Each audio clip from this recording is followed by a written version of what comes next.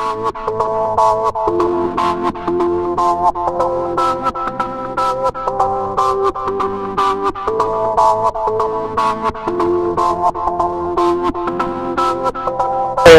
Pete Mitchell here at WPNSA, day 2. Pete finished with a bullet yesterday afternoon, which was nice. Talk me around your boat, Pete. Okay, so this is a 2016 Ovington. We've got a D plus rig on it, and we've got a North Sails ST2K playing around with that today. Yesterday was sort of light to medium. Today looks a little bit more, maybe 10 to 12 knots, probably picking up to 15 later. So I'm going to continue with my sort of light medium setting. And yeah, I can see that the mast there you got at the moment. So you got the shrouds 4 stage tight.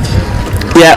So yesterday was a little bit lighter. I think yesterday was actually quite light. So I took out the chock just to flatten off the entry, just to make it a little bit smoother to steer to in the lighter stuff. But today I will most likely sail with the chock in, so it could be a little bit more powered up to start to hit the low teens, and sort of go for a little bit more power earlier on. And just looking at so the boat's Ovington, yeah. And you got the mast foot. Is there a measurement there, or you just had it like one back from the bulkhead? No, I've got a measurement which I go to, which is 3065 millimeters. So that's 3 meters and 65 millimeters. And what's that from the? That's from the front face of the mast, disregarding the heel plug, along the centre line of the boat to the outside edge of the transom. Okay. And that's sort of. That's a good guide. If you saw, if you're near to 60 millimeters to 70 millimeters, then you're within the ballpark, and I wouldn't worry too much about it. Once it's there for light to heavy, and that's that done. One less thing to think about. Just while we're at it, so if I took the chock out and then I push the mast forward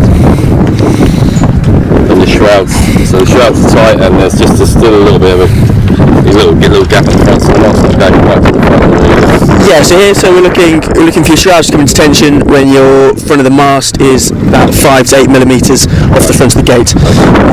Cool. Okay, and let's have a quick look at. So you're setting. What about your traveller yesterday? What were you doing with that? What were you doing with your sails and stuff like that? So as I said earlier, yesterday was a light mode, which sort of always hunting for power. So I was basically going off traveller and main sheet tension using 0 kicker, and I was sort of setting my traveller down. So I had my boom just on the inside of my back quarter. And then to get my leech tension correct, I was using main sheet tension.